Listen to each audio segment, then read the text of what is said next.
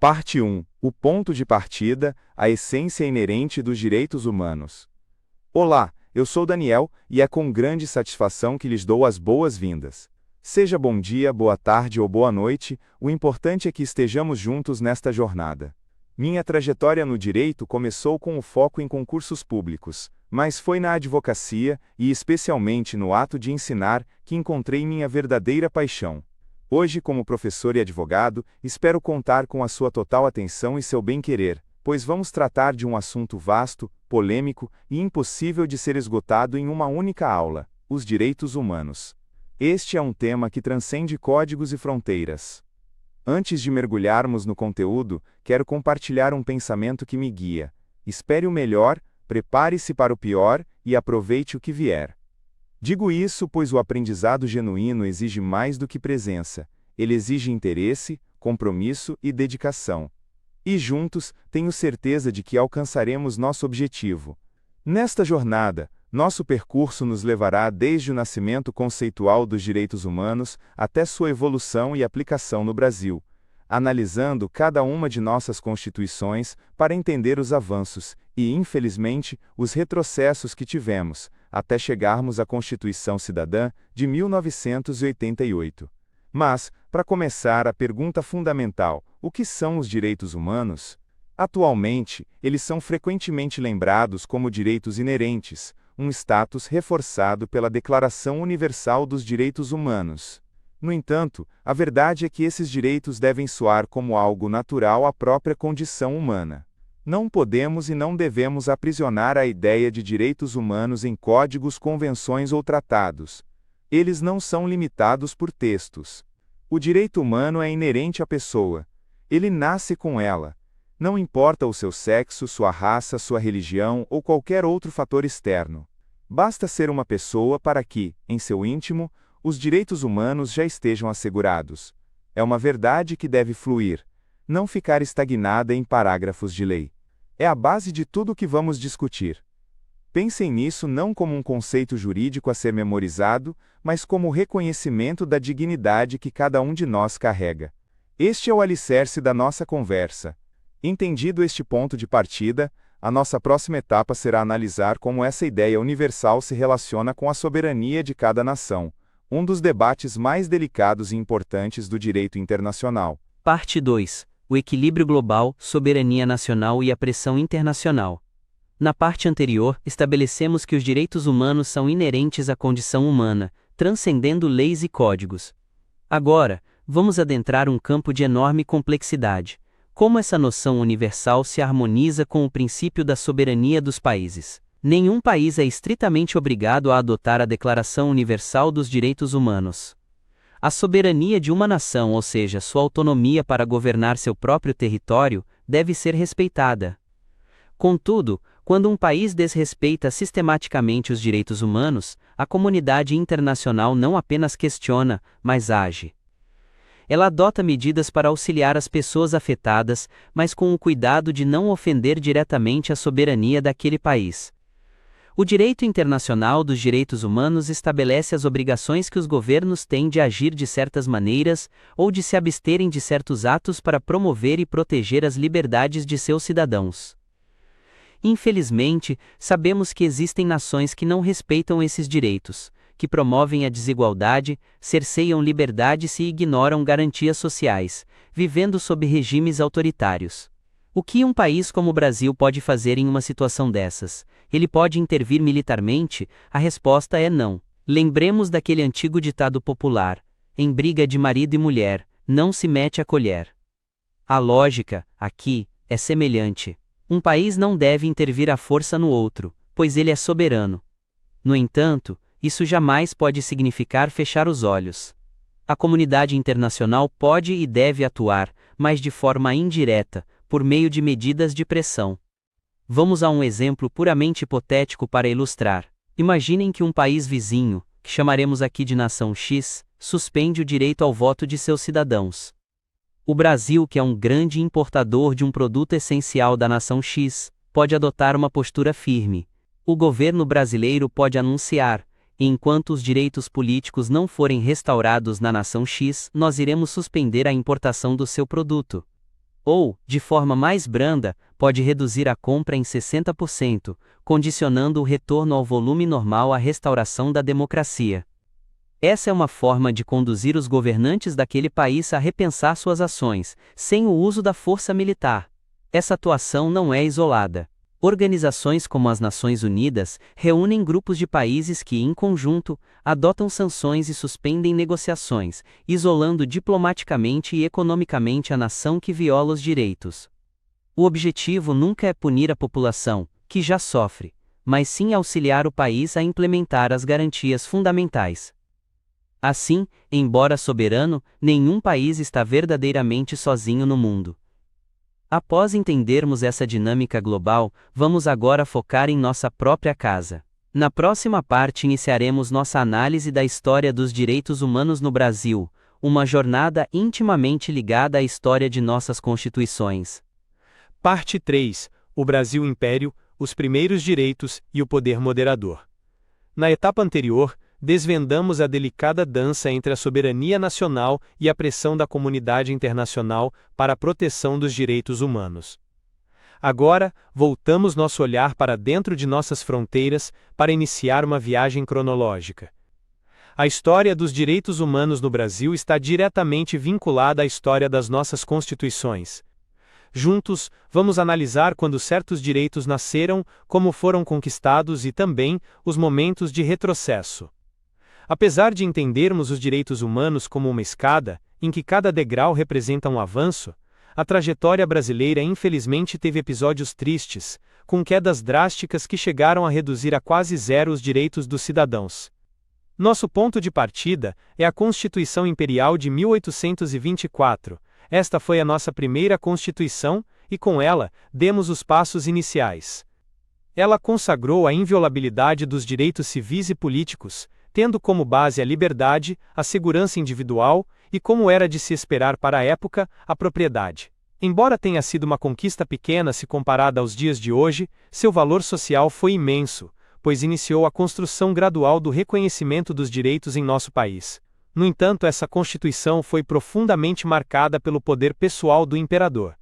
Sua principal característica foi a criação do poder moderador, um quarto poder que se colocava acima dos três poderes clássicos: o executivo, o legislativo e o judiciário. Na prática, isso significava que a palavra final era sempre do imperador. Vamos imaginar um cenário para facilitar a compreensão. Suponhamos que uma pessoa cometesse um crime. Havia uma lei, criada pelo legislativo, que definia aquele crime. O executivo agia para investigar e o judiciário julgava o acusado. Porém, se o imperador tivesse alguma afeição por essa pessoa, ele poderia usar o poder moderador para simplesmente anular a decisão do judiciário e absolvê-la, mesmo que condenada. O inverso também era verdadeiro. Caso um desafeto do imperador fosse absolvido pelo judiciário, ele poderia intervir e condená-lo. O imperador podia ainda modificar uma lei aprovada pelo legislativo ou anular uma ação de um governador provincial. Seu poder era, na prática, irrestrito. Por essa razão, nossa primeira Carta Magna ficou conhecida como a Constituição Imperial, pois, no fim das contas, o poder supremo se concentrava nas mãos de uma única figura. Este foi o nosso primeiro passo, um passo tímido e centralizador. Na sequência, veremos como o Brasil deu um salto em direção a um novo modelo com a nossa primeira Constituição Republicana. Parte 4. A Alvorada da República e suas exclusões. Na parte anterior, analisamos a nossa primeira experiência constitucional, a Constituição Imperial de 1824, marcada por um avanço inicial em direitos civis e políticos, mas controlada pelo poder absoluto do imperador através do poder moderador. Agora, vamos avançar no tempo e explorar a nossa segunda Carta Magna, um documento que representou uma ruptura significativa, a Constituição Republicana de 1891. Com a proclamação da República, o Brasil precisava de uma nova estrutura de poder, e esta Constituição foi a resposta. Sua maior e mais celebrada conquista foi a instituição do sufrágio direto. O que isso significa na prática?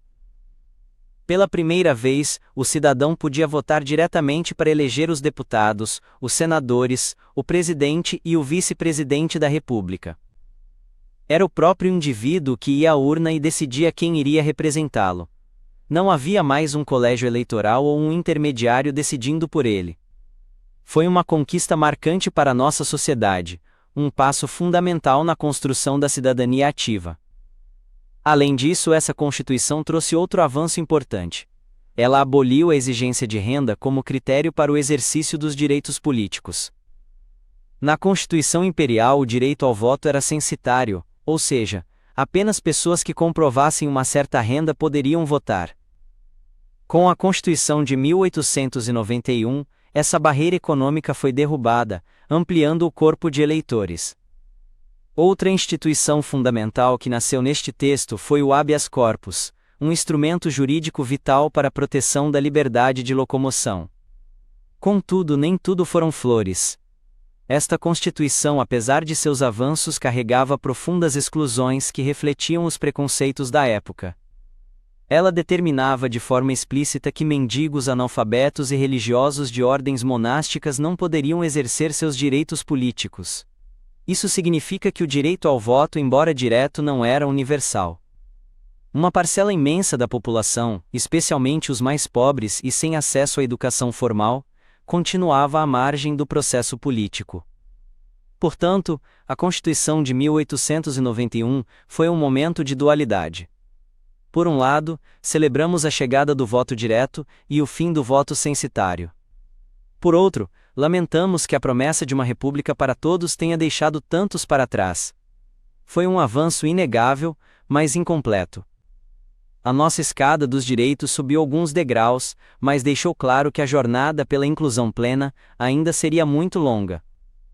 Na nossa próxima e última parte, faremos uma síntese do caminho percorrido até aqui e projetaremos os próximos passos de nossa análise histórica, preparando o terreno para as grandes transformações do século XX. Parte 5. Síntese da jornada e o caminho a seguir.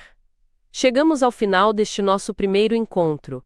Iniciamos nossa jornada definindo a essência dos direitos humanos, não como uma criação da lei, mas como uma condição inerente a toda pessoa, uma verdade que deve soar natural e ser universal. Vimos que essa universalidade encontra o desafio da soberania nacional, e que a comunidade internacional, sem usar a força, emprega a diplomacia e a pressão econômica para auxiliar na proteção dos cidadãos em nações onde seus direitos são violados. Em seguida, mergulhamos na história brasileira. Analisamos nossa primeira Constituição, a Imperial de 1824, que nos deu os primeiros direitos civis e políticos, mas os manteve sob o controle férreo e centralizador do poder moderador do imperador. Avançamos para a Constituição Republicana de 1891, um momento de grande progresso com a instituição do sufrágio direto e o fim da exigência de renda para votar. Contudo, também vimos o lado sombrio deste avanço: a exclusão explícita de analfabetos, mendigos e religiosos do processo político, mostrando que a República em seu nascimento não foi para todos. Essa trajetória inicial, com seus avanços e suas contradições, nos ensina uma lição valiosa. A construção dos direitos é um processo lento, muitas vezes conflituoso, e que exige vigilância constante. Cada conquista deve ser celebrada, mas cada exclusão deve ser questionada. O que aprendemos até aqui serve como base para entendermos as grandes transformações, os embates ideológicos e as lutas sociais que marcaram o século XX e que moldaram o Brasil em que vivemos hoje. A nossa jornada está apenas começando. Nos próximos encontros, continuaremos a subir os degraus dessa escada histórica, passando pelas constituições seguintes, atravessando os anos de autoritarismo e as lutas pela democracia, até finalmente chegarmos ao nosso destino final, o grande marco da cidadania em nosso país. A Constituição de 1988, uma referência mundial na proteção dos direitos humanos. Ponto de ancoragem. Para consolidar o que vimos, lembre-se destes 3 pontos-chave. Primeiro, os direitos humanos são inerentes à pessoa, não uma concessão do Estado. Segundo, a soberania é respeitada, mas a comunidade internacional age indiretamente contra violações. E terceiro, a história do Brasil mostra uma evolução lenta e contraditória dos direitos, com avanços e exclusões. Pense na nossa história como a construção de uma casa. A fundação foi lançada no Império, as primeiras paredes foram erguidas na República, mas muitas janelas ainda precisavam ser abertas. Convido você a refletir. Como essas primeiras decisões constitucionais ainda ecoam na sociedade brasileira de hoje? Agradeço imensamente sua companhia e espero encontrá-los em nossa próxima aula, para continuarmos juntos esta fascinante exploração.